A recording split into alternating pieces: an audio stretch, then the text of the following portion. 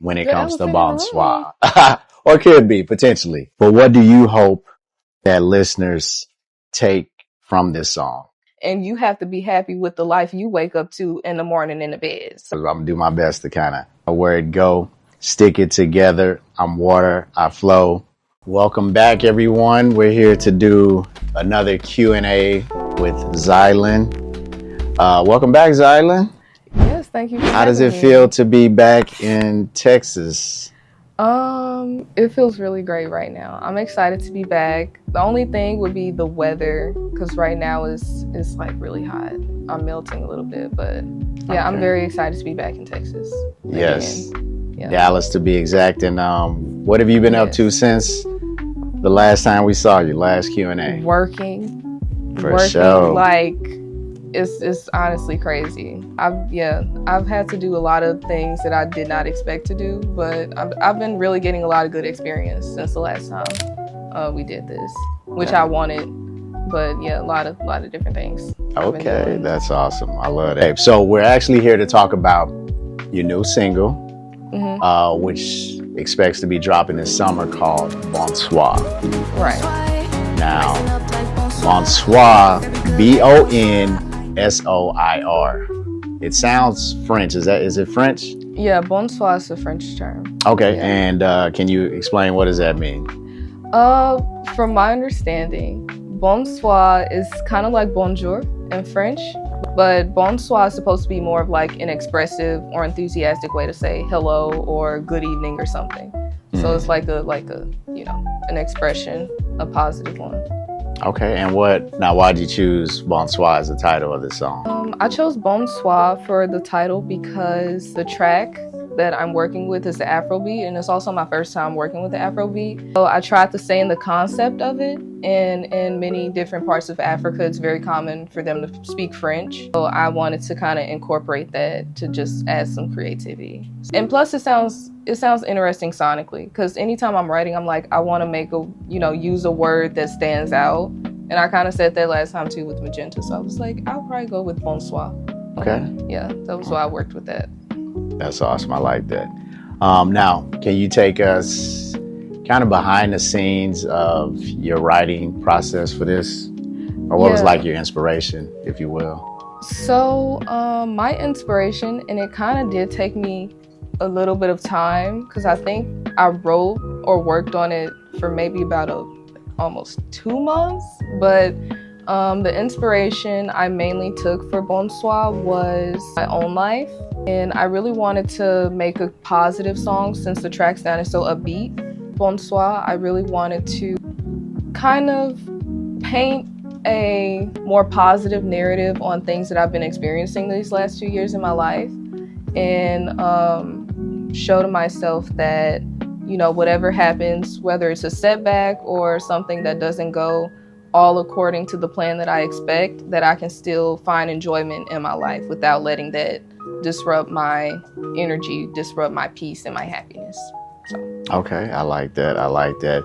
And just looking at the lyrics of Bonsoir, like, it's a very resilient song, very empowering song, excuse me. But there's lyrics like, I can't stand no hater, I am the mountain, the sea stunning, I can get all that I need for me. This is my life, I choose it.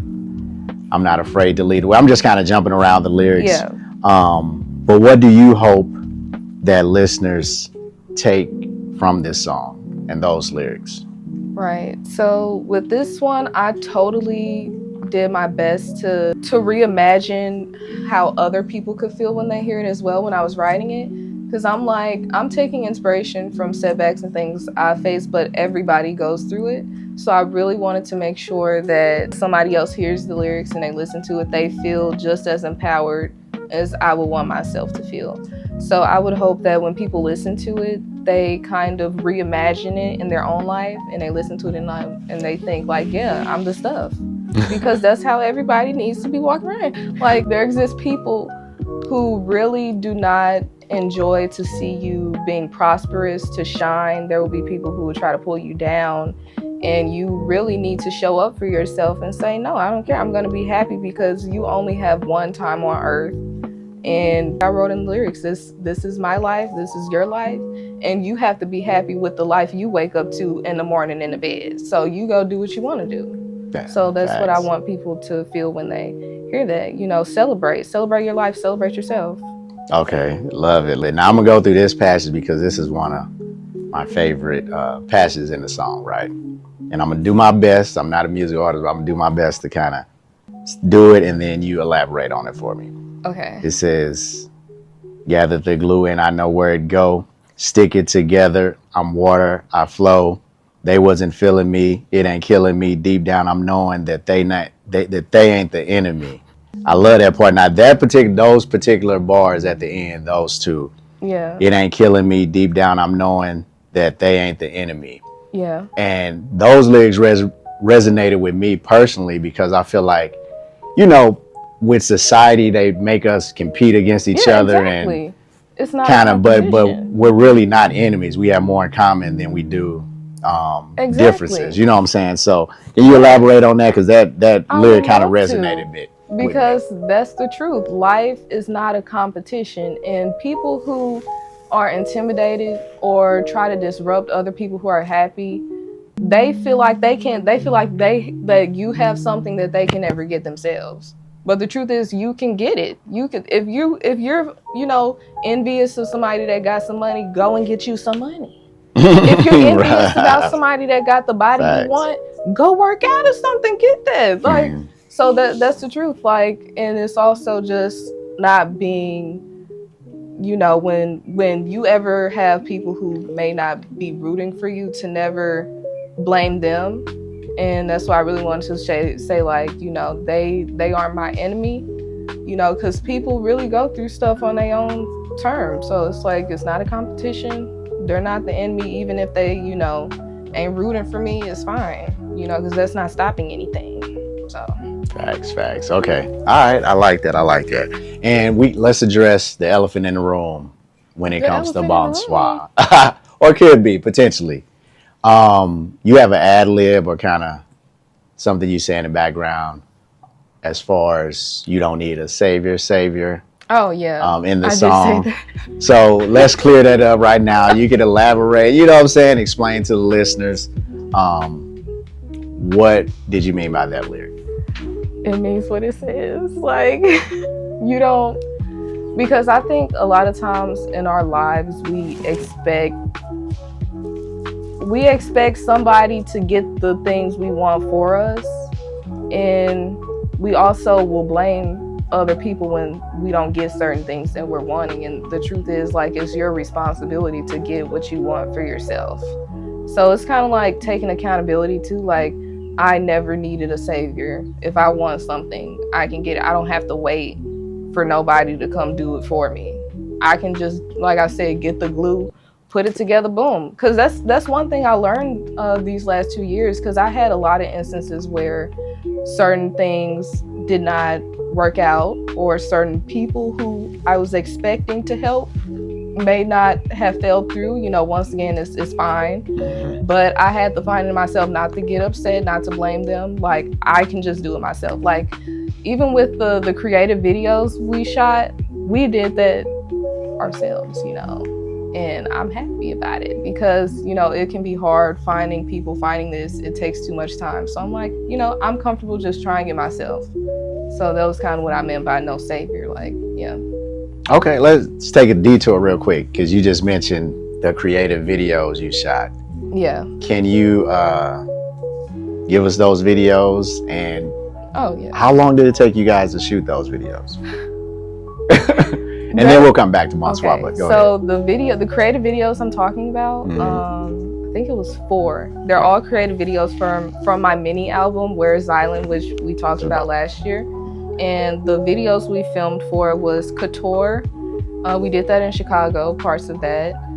Wake Up, we did that at this really cool bohemian style eclectic house. It was like an art museum. And we did Domino at the Limp Mansion, which was like a haunted brewery or whatever. It was scary. That place is haunted too. And the last one was Can You Hear Me? And for that last one, we did collaborate with like a real director just to get that quality. You know, things worked out for that. Mm. But those are the videos, and the first 3 I mentioned were kind of like DIY videos. You know, a lot of people liked it, but I would say altogether, we filmed all of them maybe in about a month. Yes. I edited the 3 videos myself, and we were like responsible for just organizing everything, getting the venue, the manual labor. That's the hardest thing about doing stuff yourself. Manual labor of like bringing all the stuff in, it's exhausting. But okay. Yeah, so. And where can people find those videos? Videos are on my YouTube channel at Zyland.official. Okay. So that's my channel. Nice. Okay, I like it. Okay, back to Bonsoir, which is, again, it's on Afro beat. The beat is dope, lyrics dope, very empowering song. Now, when it comes to the visual, like just the whole scene, like what do you envision in your mind a Bonsoir visual would look like? I'm open-minded right now to the visual because we're actually still in the process of filming the music video for the song. So far, I definitely want showcases of colors or vibrancy or elements of nature. Because when I think of Bonsoir, you know, I reference a lot of nature elements in it too. So to me, the nature kind of symbolizes like kind of the theme of the song, like self-sustaining, being self-sufficient, and nature is self-sufficient. So that's why I wanted references to nature elements and just vibrancy, because it's just a upbeat song. So colors, you know, things like that. That's what I envision. Okay, very upbeat. And so if you could collaborate with any artist on Bonsoir, the remix, what artist or what artists would you collaborate with? Okay, so one of the people who I was actually listening to on the way to Texas was Burner Boy, and I don't know why, because I feel like I know other like African artists, but he's the first one. There's another girl, she sings the song Angels in Tibet. I forgot her name though, but her, Burner Boy, and then there's another artist whose name I unfortunately do not want to butcher, named Pinocchio or something. He's a Korean artist, and what's really cool about his style is he heavily incorporates like Afro-centric music. Like he will speak the language, he will reference them in a beat, and I've never seen somebody who is Korean do that. So I think that's pretty cool of him too. Okay. You know, somebody, you know, for this song, definitely somebody who has worked with this genre before more than me, because it's my first time doing this genre. So that's what I would say. Got it. I think Angels in Tibet is by Amare. Yeah, I think that's how you say it. Amare. It's spelled Amarae. Yeah, she's really cool. I like her style. Yeah. Awesome.